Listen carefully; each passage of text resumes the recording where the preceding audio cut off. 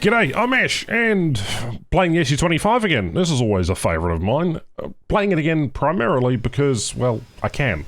Now, I don't know whether I've shown off this footage or not already on the channel. I might have used it as background footage at some point, but nevertheless, this thing is the Tech Tree SU-25. This isn't the premium one. This isn't the one you can just whip out your wallet for. But it still is a very decent aircraft. The first match I had in this machine, I got an ace in it. That was what ended up on channel. And then the subsequent matches after that was like 4 or 5 kills, for at least the first couple of days before people actually knew and understood how to fight these things. Always find that with new content, though sometimes that turnaround time gets a little bit faster. Also, take note of the terrain there, how they've placed the airfield. I always love how guys can just have temporary fixes to much larger issues rather than actually rendering in a proper airfield to the terrain. Nevertheless, thank you very much for supporting the channel by getting the decal, which you can see on my tail. Fantastic little thing. If you haven't already, go pick it up. It's available now, and you get a 3% discount. Moving on.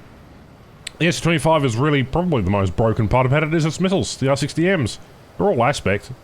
They do lock on from about 2 to 3 kilometers ahead of someone, so you can do really nasty stuff. But I use this because of the gun pods, really. That's basically why I use this machine. It is lovely. And I love the look of the Frogfoot. I don't know why it is that way that I just tend to really enjoy looking at this machine. It is just something that isn't that ugly, but also not pretty at the same time. It's very, its aesthetics sort of remind me of, I don't know, like German technology from the Second World War. I don't know why I get that vibe, but that's most Russian aircraft anyway. And it does get a battle rating of 9.7, so rank 6, which is an interesting rank for this machine, considering it can have later models. Although there was a rumour sort of floating around, there was a later variant of the Su-25, the T variant, floating around in the game files. I haven't found any evidence to say whether or not that is the case. Considering that we know that the next major update has a bunch of things in the game files, I don't know whether we'll be getting another Su-25. It's too late to tell. Anyway, it doesn't necessarily matter. This thing overspeeds in level flight, so always climbing, always trying to burn off extra speed. And F5C got absolutely destroyed by another Su-25. It's fun watching other Su-25s destroy dedicated fighters out of the blue, because that definitely is an interesting one. At a cost of 220,000 research points and a cost of 590 to crew it, this thing was really just a max speed of 1,000 kilometers in level flight kind of machine. It does survive a couple of hits. It does get the automatic fire extinguishers as well, as I mentioned in my first review. No idea what I'm locking onto here. I'm sort of a bit confused. Now, am I going to go for the shot? It's an F5. I really shouldn't be going after the F5. He should probably... Yeah, he's probably going to not take that missile. Alright, let's see if we can get a lock on. Yeah, we've got a critical hit. That's all we got. See, on the first day of using this machine, you usually get the kill. In fact, I did get the kill for that other F5, and there is the other F5 who crashed. So there you go. Both Leroy and Discipline in the F5Cs completely and utterly destroyed. And while the airframe is known for its durability, anecdotally, being able to take a few missile hits without suffering any damage, in War Thunder you can probably take 1 or 2 hits before this thing falls out the sky. I mean, it is not exactly the IL-2 that sort of wants to be like. Anyway, we've got the aircraft kill there on that F-8E. The guns there, absolutely beautiful. Limited ammunition with the 2 gun pods underneath, but also you've got the 300 rounds of cannon mounted directly inboard of the fuselage. Really makes this machine quite the killer. And what do you think? Is this machine overpowered? Do you think that this machine should be up-tiered? And more importantly, do you think it should get its historical loadouts when later variants come down the line? Granted, you know, I have this thing just for fun, and I do play it as a fighter aircraft. It's supposed to be a close air support aircraft, and in fact that's what it's best known for, but in War Thunder, I guess you can break the limits of what is possible and can do all sorts of things. I just tend to really like to sort of shoot people down with the machine guns. They're not really machine guns, they're actually cannons, but you get the point.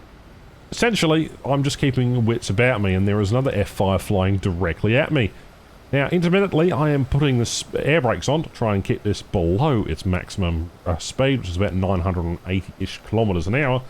but you get speed warnings about 900-ish. I should mention CCIP on all the guns, the rockets and the bombs for the ballistic computer.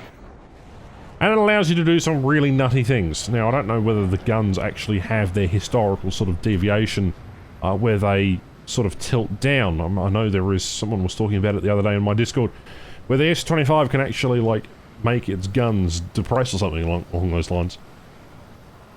I don't know, you DCS nerds are pretty interesting when you go on long rants about machines that I don't have actually any idea about. What intrigues me, though, is how it plays in War Thunder. You know, DCS is one thing, but War Thunder is certainly one of those interesting games where you can push the realms of reality. Obviously, the most effective thing on this vehicle is its cannons. The high shell velocity and good hitting power allows you to destroy most ground ordnance-based targets. And it has well-armoured airframe, can survive a decent amount of damage. Well, 1 or 2 missiles maybe. I've had instances where I've gotten hit with a missile and I've taken out one of my engines and I've still been able to fly this thing back to base and repair. Again, not exactly the greatest, but it has a decent acceleration, getting to its top speed quite quickly, although maximum speed is about 990, as you can see. I'm just trying to slow that vehicle down right now. Generous amount of countermeasures is also supplied to the airframe, so you don't really have to worry about that, so maybe that's the bigger issue. Should this thing be rebalanced? I don't know. It's a bit hard to tell. A lot of people are sick of this particular machine at the moment, and a lot of people know how to fight it and have counters to it. Cons are its low speed. You know, it's a big aircraft. This isn't a small thing. Like a MiG-21 is probably longer, but generally smaller than the SU-25. It does have a large turning radius, but that's okay. You do get a very nice looking cockpit, and can rip its wings in level flight if not careful. But this thing being the tech tree vehicle, I don't really see a problem with this particular variant. I don't know about the export variant that they have in the Czechoslovakian sort of side. I'm not entirely sure. I haven't really played around with that version, but seeing they're exactly identical, it's quite interesting to see how both of them sort of perform exactly the same. It's almost like they copied paste the flight modeler, just as a slight variation in camouflage. Yeah, sometimes it does make me wonder about War Thunder's integrity. You know, you've got to sell things for a premium, don't you? Obviously, if you want to get one of these premium ones, there is a link in the description for 3% off, but otherwise, just stay clear of purchasing things until at least November, because, well, next month is War Thunder's 10th anniversary, and there's going to be a bunch of things there. So if you still want discounts again, and you want to use my decal link, then by all means, I'd greatly appreciate that. Anyhow, chasing a Vouture. You see we used 2 missiles up on one of those other guys. The AV-8 didn't really stand a chance, although I didn't fire my missile until I was exactly sure. I should have just launched it while I could. That's okay, I didn't get the kill for it, but we did get the other guy in the way. So now it's the matter of chasing after this other Vouture and potentially seeing what's going to happen next. Obviously, the more scandalous version is the premium version of this machine, being able to be purchased by anyone, no matter the rank, or no matter the battle rating, or no matter what they have unlocked, is kind of cause for concern. Reminds me of the old days with the XM1 spam and the very first premium Leopards back in 2016, 2017. Those were the days, hey?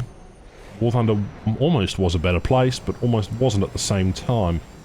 Times do change, and maybe we'll have to have a look at how War Thunder has changed for the better or for the worse in another video. But essentially, if you like SU-25s like me, then this is a fantastic purchase. Slash, you know, investment. You know, 220,000 research points is basically nothing. Put an expert crew on this thing and you'll have a vehicle that's incredibly versatile, looks good, handles okay, and does everything you need it to do without any sort of complaint. And we're chasing the last F4C here. Unfortunate for him. Again, Phantoms don't really do too well against SU-25s, which is funny because in the real world it'd be the other way around, especially if they're carrying AIM-9Ls. Anyhow, that is what it is. And the F4C is trying to run across the edge of the map, and now he's just turned around, but he's got a friend, so we've got 2 aircraft left here. I didn't realise they were bunching up. And people who waste people's time by, you know, running off the edge of the map are possibly the worst people on the Earth. But no idea where this F4's missile is going, but it's going to go chase an AI instead.